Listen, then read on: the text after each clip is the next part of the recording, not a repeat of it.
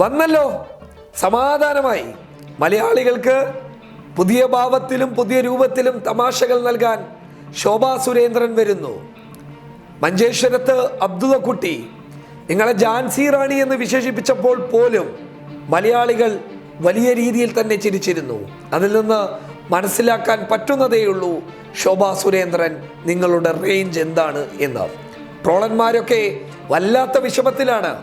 അവർക്ക് നിങ്ങളില്ലാത്ത ചാനൽ ചർച്ച എന്ന് പറയുന്നത് ഉപ്പില്ലാത്ത കഞ്ഞി പോലെയാണ്. കാരണം ശോഭാ സുരേന്ദ്രൻ്റെ തമാശകൾ കൊണ്ട് മാത്രം ജീവിക്കുന്ന എത്രയോ ട്രോളന്മാരുണ്ട്. കാരണം അവരൊക്കെ കാത്തു നിൽക്കുകയാണ് ശോഭാ സുരേന്ദ്രന് വേണ്ടിയിട്ട്. മലയാളക്കരയിലേക്ക് പുതിയ തമാശകളുമായി താൻ വരുമെന്ന മഹാപ്രഖ്യാപനവുമായി രംഗത്തെത്തിയിരിക്കുകയാണ് ശോഭാ സുരേന്ദ്രൻ. ഇപ്രാവശ്യം ശോഭാ സുരേന്ദ്രൻ ഒരു വെടി പൊട്ടിച്ചിരിക്കുകയാണ്. പുതിയ അധ്യക്ഷൻ കടന്നു വരുന്നതിലൂടെ ഞങ്ങൾ പുതിയ കളിക്കാരുമായി കടന്നു വരും. ഞങ്ങൾ അടിക്കുന്ന ഗോളുകൾ താങ്ങാൻ പ്രതിപക്ഷ നിരയിൽ യുവാക്കളില്ല എന്ന് തന്നെയാണ് ശോഭാ സുരേന്ദ്രൻ പറഞ്ഞതിൻ്റെ ചുരുക്കം. അതായത് യുവനിരകളില്ല എന്ന് അർത്ഥമാക്കിയത് BJPയുടെ ഒരു മരണമാസ കടന്നുവരലുണ്ട് എന്ന വലിയ സൂചനയാണ് അതിൽ നിന്ന് വ്യക്തമാകുന്നത്. പക്ഷേ ആ സൂചന മലയാളികൾ കാണുന്നത് ചിരിയോടുകൂടി തന്നെയാണ്.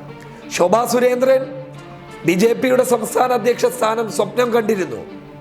അത് തന്നെയാണ് അവരുടെ വാക്കുകളിൽ നിന്ന് വ്യക്തമായത്. പക്ഷേ ശോഭാ സുരേന്ദ്രൻ ഒരു കാര്യം ആലോചിക്കുക.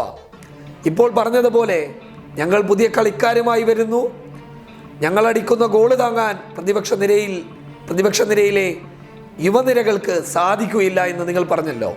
അപ്പോൾ അത് അടിസ്ഥാനപ്പെടുത്തി പറഞ്ഞു കഴിഞ്ഞാൽ സുരേന്ദ്രനും MT രമേശും നിങ്ങളുടെ സംസ്ഥാന അധ്യക്ഷ എന്ന സ്വപ്നത്തിന് വലിയ തിരിച്ചടി നൽകാൻ അല്ലെങ്കിൽ ഗോളടിക്കാൻ നിങ്ങൾക്ക് പിന്നിൽ തന്നെയുണ്ട്.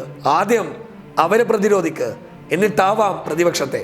അപ്പോൾ സുരേന്ദ്രനും MT രമേശും സംസ്ഥാന അധ്യക്ഷ സ്ഥാനത്തേക്ക് വേണ്ടിയിട്ട് പോർവിളി നടത്തുകയാണ്.